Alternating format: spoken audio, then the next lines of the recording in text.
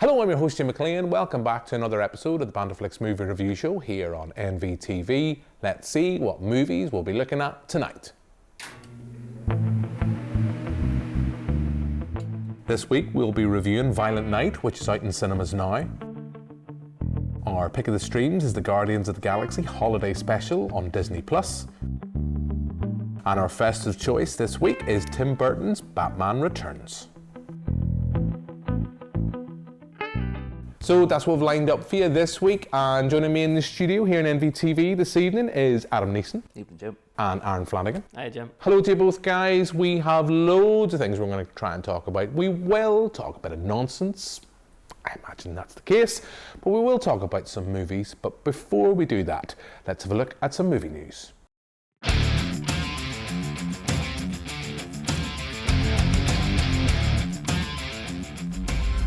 I miss the desert.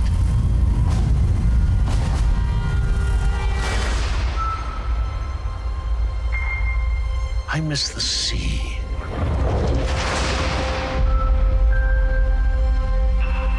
And I miss waking up every morning,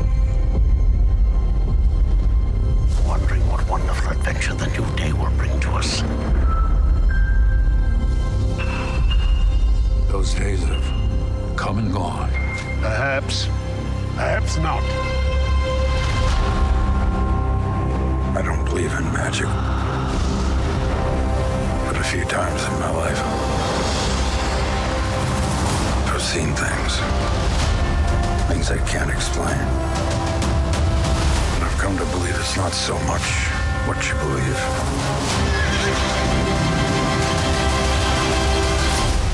It's how hard you believe it.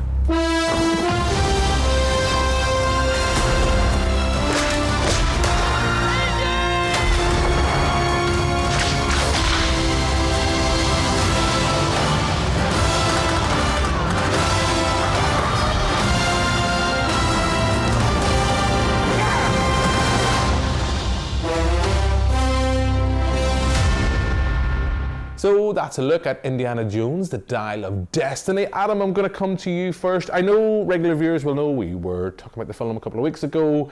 This trailer has been teased for a little while. In this month's Empire, they have done a big kind of feature on the new film. I got all excited the fact that Nazis, we're going to have Indiana Jones tackling Nazis again. And now we get to see a digitally de-aged Indy. Fleabags popping up in there. So has this trailer whet your appetite for the fourth Indiana Jones film? Yes, you heard me right, viewers. The fourth Indiana Jones movie. Yeah, super excited.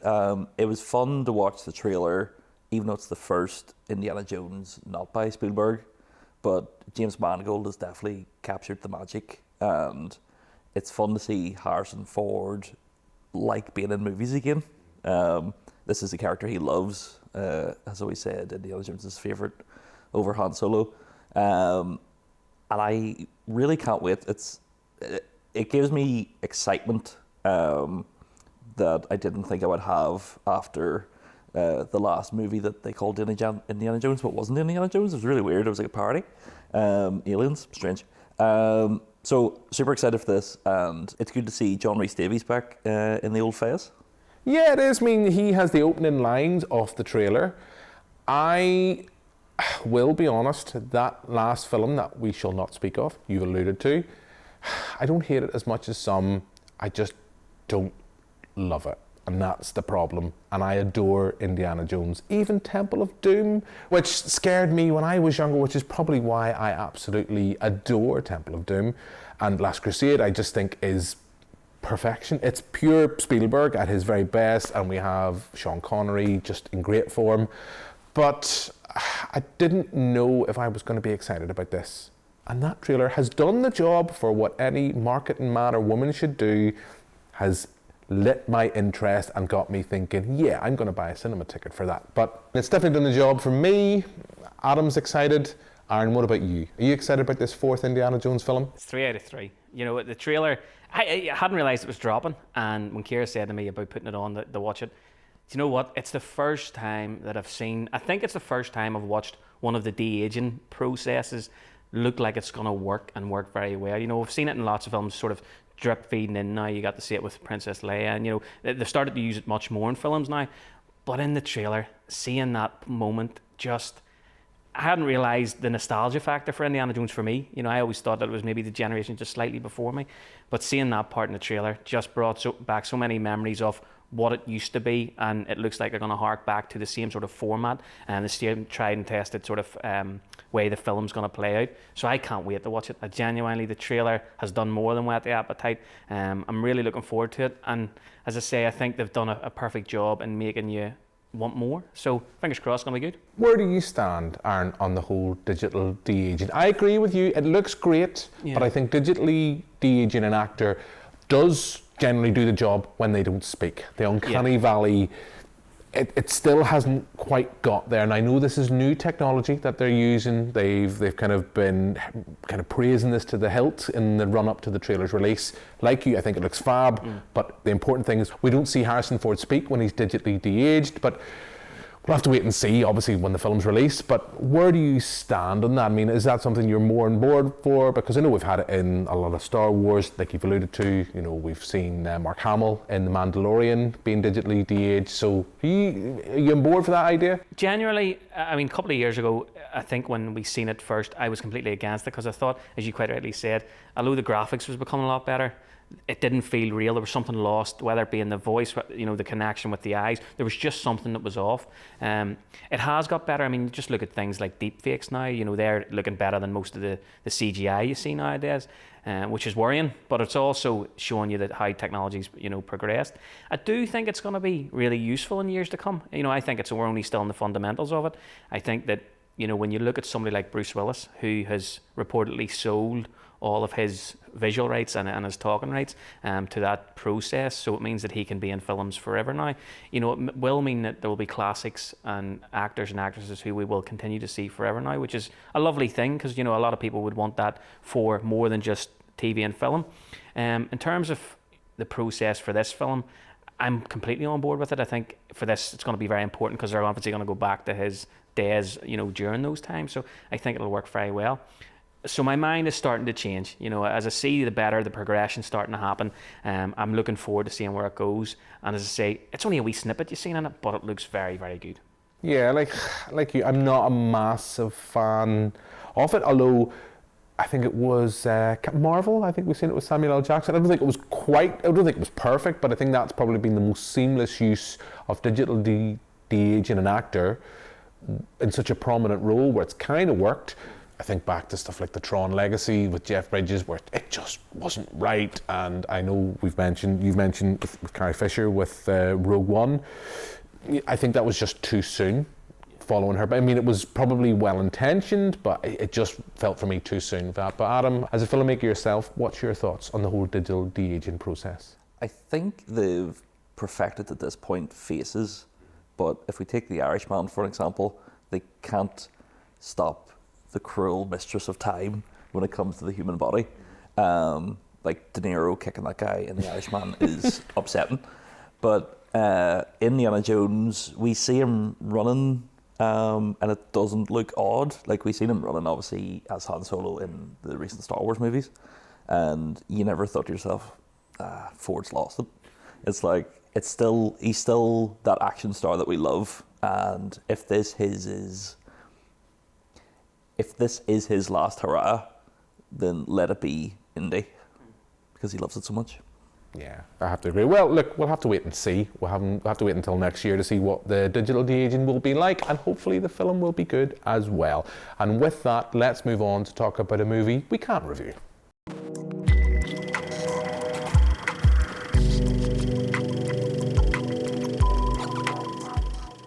You have $300 million in your personal vault. That's what I want for Christmas.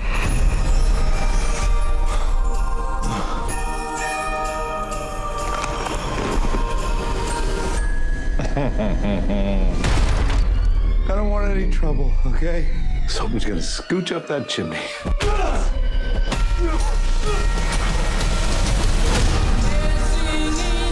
Who is he? Because it's not your typical mall Santa. Santa, are you there? Daddy's said you were very busy tonight. So that's a look at Violent Night. It's out in cinemas now. Aaron, I'm going to come to you first. Look, there's a big discussion about Die Hard.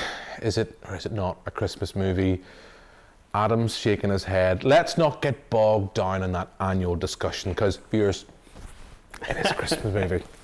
Ho, ho, ho. It's a Christmas movie, right? But this is for all those naysayers. A film like Violent Night emerges that takes the premise of Die Hard, replaces Bruce Willis, who you've already mentioned on this week's show, and throws in Santa Claus. So we can say Violent Night is without a doubt a Christmas movie. But is it a good movie? What's your thoughts? It's definitely a Christmas film, and it's a Christmas film with a twist. You know, it's the do you know what? I appreciate you bringing me onto this show because what you've done is you've got me in the Christmas spirit with the most on Christmas-like film that you're going to watch. It's the most violent Christmas film you'll ever watch. It's the most absurd Christmas film you'll ever watch, but it's still at its heart has Christmas. And it's what's lovely about the film. You know, getting to see Santa knock a guy out and kill a guy with, you know, snooker balls, getting to see him garrote a guy with, you know, Christmas lights, putting a star. And this is no spoiler, a lot of this is in the trailer. It's ridiculous to think about those things being associated with, you know, Mr. Santa Claus. But the way this film was done was phenomenal. It's hard to, as I say, the thing that I went into this with not really much expectation. My expectation level was relatively low, because I sort of thought about it and I thought, is this just another take on the likes of those sort of parody films, or was it actually, did it have a bit of heart to it? And the fact that during the film they delve in a little bit to, you know, to Santa Claus's past, being a Viking and all sorts of stuff, it just had so many things that made me smile. You know, in the cinema, there was laughter out loud. There was a massive crowd of people to watch this film. And even, to be honest, as I say, I hadn't felt overly Christmassy until I watched this. And it's weird, as I say, it's weird to say that, but the film itself, it's a very, you know, generic film that follows, as you quite rightly say, it's essentially Home Alone with Die Hard. That's the premise of the film. And when when I came to watching it, I thought, is it going to be overly childish? But no way. It's one of the most brutal films I've seen all year. Harbour, now I would say, is probably my favourite version of Santa Claus. He brilliant. You know, in Stranger Things, I didn't mind him as Hopper and things like that. But in this film, he excels. The supporting cast in this film, they're not lots of people I'm overly familiar with, apart from Beverly D'Angelo. You know, it's a nice callback to, you know, National Lampoon and things like that. But the supporting cast are hilarious in this. You know, there's lots of moments that made me smile, made me laugh. And as I say, at its heart, Christmas films are best for me when you feel emotion, and when you feel at the end of it, you almost want to cry at parts of it. And there is that emotive side to it. The relationship that Santa has with the young girl in the house is brilliant. The relationship he has actually of his dynamic changing throughout the film to become more Christmassy again and find his heart was lovely. So as I say, when you put all the violence aside, the film at its core is still a really beautifully done Christmas film. Mental, but also amazing. So yeah, massive thumbs up for me, and it was good to see Santa painting the town red. Aaron, I think if the marketing peeps behind the film could stick that on the poster, I think they would do that in a flash. Look, I am delighted that you enjoyed the film. I'm delighted that the film made you feel Christmassy. I also feel that viewers at home, I think this might be this week's hot take, that Violent Night made Aaron Flanagan from the Comic Book Guys cry. So that's our hot take for this week. I thoroughly enjoyed this, I have to admit. I hold my hands up. I went in very skeptical, didn't know what to think. I felt that it might be a film that could be cynically created. That idea of cashing in on that discussion that's now become a debate that, you know, yes, Die Hard can be enjoyed any time of the year, but I also think it works as a Christmas movie. I've seen you shaking your head, Adam. I don't know if you want to pull on that thread. Pull on it all you want. We're never going to agree in that regard. It is a Christmas movie, but it can't be watched any time of the year. That, you know, I'm a hypocrite. What can I say? But I went in, didn't know what to expect. If I'm honest, for the first 15, 20 minutes, I really didn't know what to make of it. It's like, is this going to go... It's going to go one of two ways. It's going to go great, or it's going to go bad. It's going to be a mess. And there's a sequence in this where I don't want to go into as much spoilers as Aaron did, where we just see Harbour's Santa Claus just taking a group of mercenaries down, and I had to say, if I could, I can't now because I'm wired up for the mic, I actually wanted to stand up and applaud in the cinema. I just thought it was well done, well executed. It's by the writer-director of Dead Snow, and I think he's also Dead Snow 2. I think he's involved in that project. So I knew kind of what I was going to get, but I thoroughly enjoyed it. As you say, all the cast are great. Didn't make me want to cry. I don't know, maybe you're more, I'm an emotional guy. Regular viewers will know that. I cry at the drop of a hat. Didn't make me want to cry, but I enjoyed it. And my lovely wife, who came out of it and just, her exact words were, that is one of the best Christmas movies she's watched in a long time. That's her hot take, but she's not here. Adam, where are you going to weigh in? It's good to see a movie turn Father Christmas into Daddy Christmas. It's a good movie. I wouldn't say it's amazing. I went in thinking this is going to be another Saturday Night Live movie of like, isn't this funny? We've got your man from Stranger Things and he's going to kill people just as Santa. But like Aaron's saying, like they go into the background with the Viking stuff, and like there is a lot of Christmassy stuff put in that even like my mum and dad could watch it, and my dad would love the violence and my mum would love the Christmassy side of it. The gore is wild. Really didn't expect a lot of the kills. Harbour is just fantastic as Santa. He embodies Santa to the point where I'd like to see him play Santa in different genres. He's just that good. But watching it, I was just getting flashbacks of last year's Nobody and this year's Bullet Train, you know, trickling off from the guys that make Deadpool, obviously produced this as well, that they just seem to be taking genres and being like, we're the best at action, we can do this now. And to their detriment, sometimes it's good like this, sometimes it's bad, Bullet Train.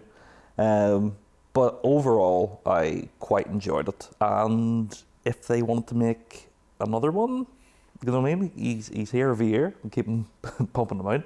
I'd take a Violent Night 2. Yeah, did somebody say franchise? I could see if the audience numbers stack up. I can't see why they wouldn't do, you know, Violent Night 2, 3, 4. If they can do it with John Wick, they can do it with this. I think, like you, I want to clarify, I don't think this film is 5 stars, Jim McClane's film of the year.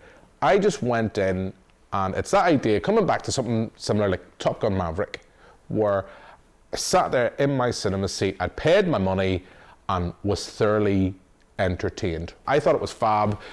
It's not perfect, I will admit, on this TV show. A few beers had been had before watching the film. I was out, I'd been to the Continental Market with my lovely wife, and yeah, it's like the Ronseal movie. It did exactly what it needed to do. So I think largely we've been positive about the film. It's going to make our movie of the week an interesting choice at the end of the show. But with that, let's move from the big screen to our pick of the streams.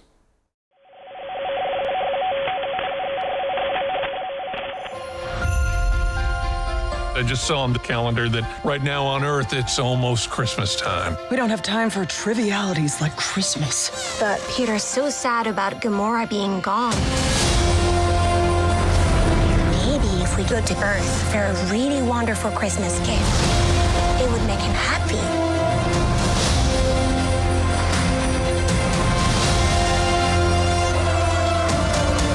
Something special he will never forget. What about someone special? We're looking for the legendary Kevin Bacon. We're looking for the legendary Kevin Bacon. I just said that, Drax. But your voice is small and mousy. I think maybe he didn't hear you. You're coming with us as a Christmas present.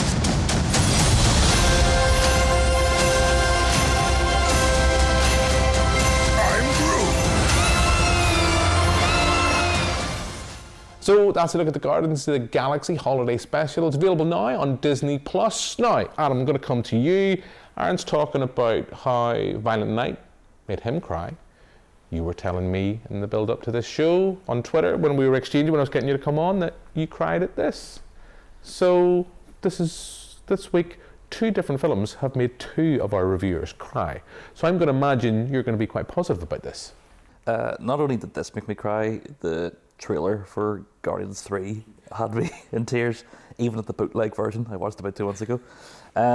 Guardians to me is my heart and soul. Like, I have the Ravager symbol tattooed on my wrist. It's very much a part of me, and it helped me through a lot of stuff back in the day to realise that friends can be family. You know, it's not even if you do have a good family, the people you surround yourself is what makes you a better person. Now, Star-Lord, when we meet him in this holiday special, is down in the dumps. He's lost the love of his life, Gamora. He's lost his father and his mother, and we kind of meet him at an impasse of, he's told people there's this holiday called Christmas on Earth, and his friends want to help him cheer up. So they come up with a good plan to give him the ultimate gift of Kevin Bacon, which to me would be also the ultimate gift, because Kevin Bacon is the man. But I said this to you on Twitter, this made me cry. So many moments from the first second it came on. It was the animated sequence with Yondu, Mantis revealing things about her past, these aliens just having fun on Earth, and towards the end, everybody celebrating. I was just a wreck. I really was. I don't know if that's just personally for me, being so close to these characters, but it's definitely something that I didn't know I needed, but really glad that James Gunn, after all the controversies he's been through, got to come back, make a third, but also got to come and make this holiday special. It doesn't bring the Marvel Universe forward any, like a lot of these special presentations or TV shows try to do. It is just something to entertain the masses with characters that should never have been popular. And it seems to have worked really well. And I'm excited to see what he does with Guardians 3, because I know I'll just be in a wee cry hole for about 2 weeks after the release. I did get a little bit teary-eyed. I didn't maybe have a full-on blub like both of you have in the 2 films we've discussed so far, but I thoroughly enjoyed this. You know, it's what, 45, 50 minutes? It's not long, and it's that sense of being back with, like you've mentioned, Adam, back with friends of sorts, if you can say that. You know, familiar faces, great to see them back, spending time in their presence. And it's that idea that I think Marvel has maybe forgotten, and the MCU has forgotten. It's like, you don't need to go and tell this big world-ending story. Sometimes you can bring it down and make it much more personal in the way, like, and Aaron, I know we've got you on, we might be pulling on a thread here about the Mandarin, but I loved Iron Man 3 in that sense that it tried to tell a small story about someone dealing with Tony Stark, dealing with the aftermath of the effects of the first Avengers movie, and yes, at the same time doing its whole big shebang thing. But I like the fact that it's trying to explore and spend time with characters, and it's willing in the 45 minutes of this film's runtime just to not try and feel that you need to move the MCU forward. You can pause, reflect, and more importantly, give a bit more of the spotlight to minor characters within the Guardians of the Galaxy franchise. You know, it's only 2 films in this, but I just adore the character of Mantis. I genuinely do. I love that character. I've loved her since she emerged in Guardians 2, and we'll not go into spoilers. I know Aaron spoiled a lot of Violent Night, but we'll not go there. But without going into spoilers about her character, it's very heartwarming in what they do with that character. So I really enjoyed this, and probably, other than Black Panther, it's probably been my favourite thing so far. If this is of sorts included within Marvel's Phase 4, Aaron, what about you? I've got a couple of things to say, but I feel bad actually, because you summed it up, Adam, lovely. You know, everything you said, you've actually made me enjoy it slightly more just based on what you said. I'm obviously on here because a comic book fan, comic book shop, you know, I get, you know, that I'm supposed to like this stuff. This, I'll be honest, I may be being a wee bit critical of it. It wasn't as good as I had hoped. The fact that a film like Violent Night made me blub, but this didn't. Worries me. Maybe worries me about my character more than the film. But the fact that this this presentation, should we call it, I absolutely adore Guardians. Like you, Adam, I think Guardians for me sits as my favorite ever film from the Marvel. In fact, in terms of comic book films, it's probably my favorite ever film. And I think that's why I'm harder on this, because I had such high expectations with it. I'm actually quite close to a couple of people who were in the film, or have been in the film and worked on the film, and so my expectation level was huge for this. Seeing the trailer with Kevin Bacon, I thought it was going to be hilarious. Lots of things I was really looking forward to with it. I think there was moments of greatness in it. Getting to see more of Drax. I love that man. I think he's possibly the best character in the whole of the franchise. Mantis, it was great to delve into her past a wee bit and find out a bit more about her. I think it was lacking in a few parts. I do think that it missed having a wee bit more Star-Lord. He is the man who brings it together. He is the man who knows Christmas better than anybody, and he's the heart in this film of him and Mantis. Drax is the humour in it. I just felt it needed a little bit more of him. It's a short run time, so you can only fit so much in. Some of the jokes with the Kevin Bacon stuff felt a wee bit forced. It was a wee bit, you've seen them coming. But as I say, I'm being overly critical, and it's not just for the sake of being overly critical. I think, unlike Violent Night, my expectation level was so high. So having watched that first and then the Guardians, it felt like, not to use a pun, but polar opposites in terms of my feelings towards them. Now, maybe on a rewatch, I'll feel slightly different. But as I say, I just, from being, absolutely overwhelmed and amazed by the first film, loved the second film as well. And as you quite rightly say, the trailer for this third one, I was crying at that. That looks unbelievable. So there was just something, I can't put my finger on it. I genuinely can't put my finger on it. I loved it, absolutely dearly loved it, and I want to see them delve in. A spin-off show of Drax would be amazing. A spin-off show of Mantis would be lovely. It would be great to see these minor characters, to use the term, get more screen time. But just because there wasn't enough of Star-Lord, who brings the team together all the time, the whole focus was on, Yondu with the presence with Peter. The whole point of the first and second film, we're endeared to the team because of Peter losing his mother, losing his father. You needed to see a little bit more of him to feel that emotion, I think. And that's the only criticism that I would give it. But as a watch and as a spectacle, James Gunn knows what he's doing. The guy, it was funny. The opening credits with the band that they had, phenomenal. I laughed my head off. So lots of lovely moments in it. As I say, maybe I just need to rein in my expectation level of these things sometimes. I get a sense we could talk about this for the rest of the show.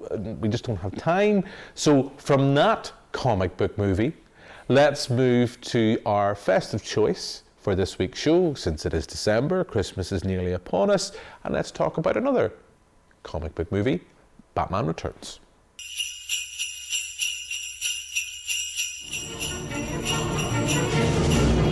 I've been down here too long. It's time for me to ascend. From the sewers of Gotham, a new villain emerges.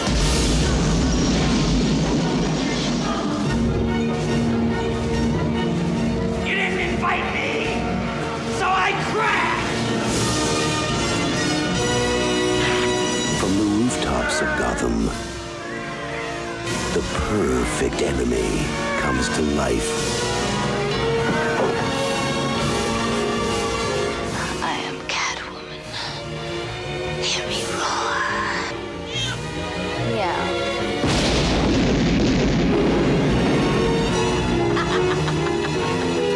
And the only one who can save this city is a creature of the night. So that's a look at Batman Returns, celebrates its 30th anniversary. Tim Burton's film, 1992. Looking back, there's things I want to talk about Batman Returns. There's things, I'm sorry, Tim, I have to apologise for things I've said in the past. But before we get into that, Adam, what do you think of this? It's the only Batman movie starring Pee Wee Herman, so 5 stars. Batman Returns isn't my favourite Batman. I'm a Forever guy because I was like 2 when it came out, and Jim Carrey's the best. I remember watching this on TCM late one night with my dad, and it was the scene where Michelle Pfeiffer is licking Batman's face, and thought to myself, oh, this can be Batman, this can be weird. watched more, seen Danny DeVito in a fat suit spitting out black goo, being like, what is this madness? Batman Returns, for me, is the better of the two Burtons, which is probably sacrilege, but I think it's just more fun for me. It's a little bit more comic booky. The original, even though I know Jack Nicholson gives a great performance as the Joker, the two performances here as Catwoman and Penguin are more to my comic book sensibilities. It is a wee bit more cartoony, obviously, with the animated series coming out, they were leaning more towards this. But it's a fun watch. It's definitely a Christmas movie. It's everywhere, mixed with Tim Burton's style, which he's sadly kind of lost if you've watched Wednesday. No more spirals. But it is one I kind of revisit every couple of years, and I will see it when it's shown at the Sunflower Bar next Friday. And really enjoy it for what it is. Like I say, it's not my favourite Batman, but it's definitely the most fun Batman before it went to camp. Okay, a lot of things there to unpack. I remember going to see this in the cinema as a 9-year-old, and just looking back, so much stuff went over my head, I have to admit. I have said previously, and I think I've said to Aaron before, where I had kind of moved away from the Burton Batmans and kind of embraced the Nolan vision for the Caped Crusader. And for me, that is the definitive Batman. That's the Batman that when I was reading the comics, that's what I envisioned.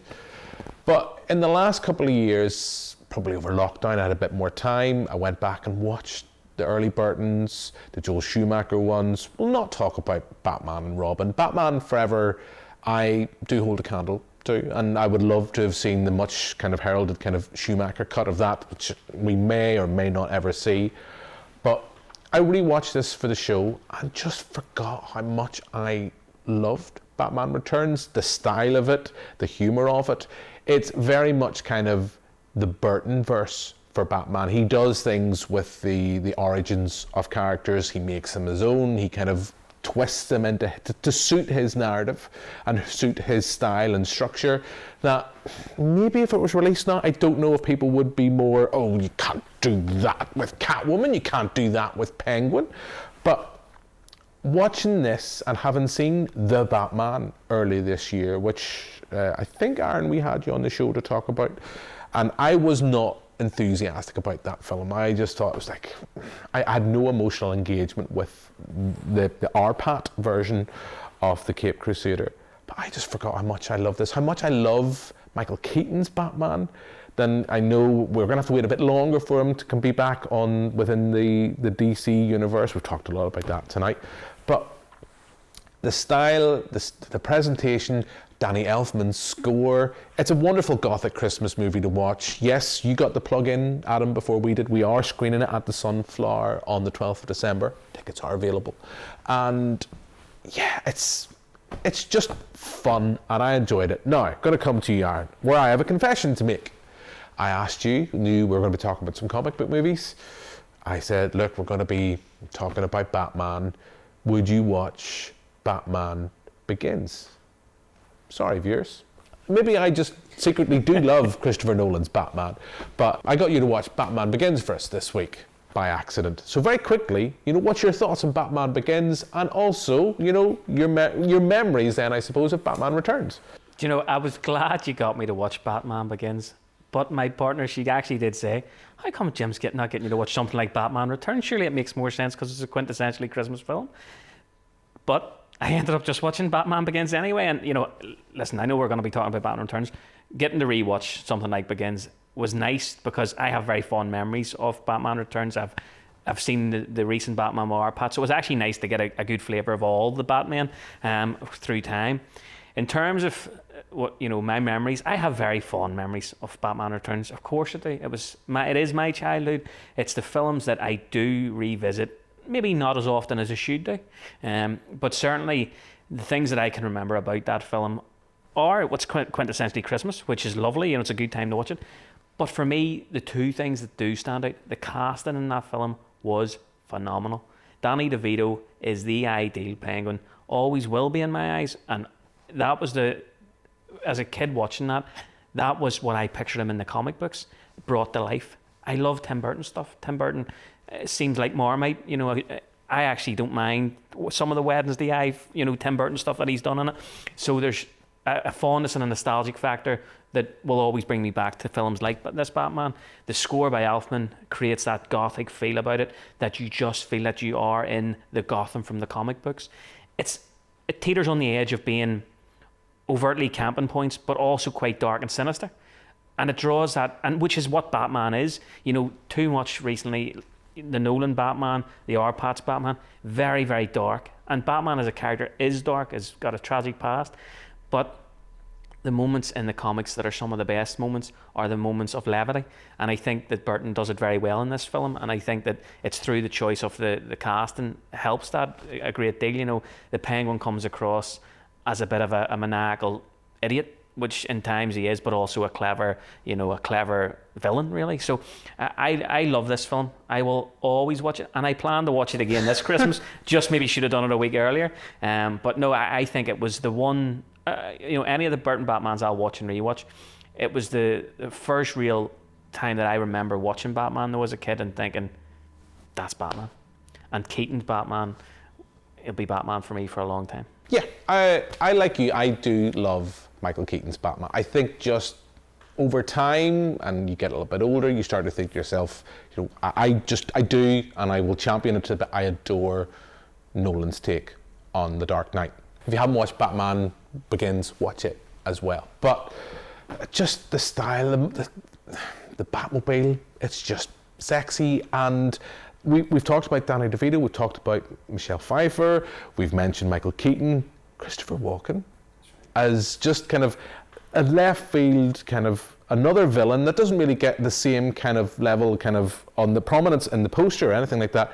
Just a superb bit of just pure Burton. And you know what, I'm going to say it, I actually would like to see Tim Burton back doing Batman again. I would love to see, I don't know whether it happened, we don't know. I know Michael Keaton's come back. You know, he was going to do Batman Forever and then had to walk away. That's my hot take for this week. So Adam, you haven't got one this week. I would love to see Tim Burton back doing Batman, but that's just me. Anyway, look, we've all been really positive about the film, so I think it's going to make a very interesting discussion for our movie of the week.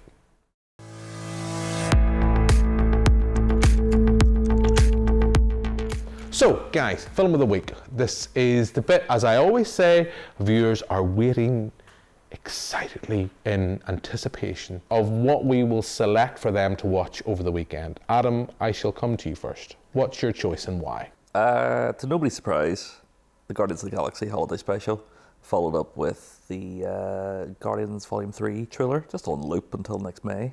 It'll tide you over. It might dehydrate you, just through the eyes, but it'll keep you going through Christmas. Great choice, Adam. We're not surprised. I'm tempted to suggest Batman Begins, just because we got you to watch it, and I love that film. So I could, but I won't. I think for me, I have to go with Batman Returns, just for the fact when I rewatched it, I had forgotten just how much I love that movie. So it all weighs on you. Aaron, what are you going to go with? I don't think it'll come as a surprise what I'm going to say. I think, really, my heart wants to say Violent Night, but what that actually means is that Christmas was the real winner today. Okay, that's an interesting way to put it. So it's ended up this week with a three-way tie. Viewers, you have to go seek out Batman Returns, the Guardians of the Galaxy Holiday Special, and Violent Night, and to hell with it, just watch Batman Begins as well. So there's 4 movies I've got to watch this week. So that's us pretty much out of time. All that's left for me to do now is thank my 2 guests here in the studio. So thank you very much, Adam. Thank you, Jim. Thank you very much, Mr. Christmas, Aaron Flanagan. Thanks, Jim. And we'll be back next week with another episode. But for now, until then, goodbye.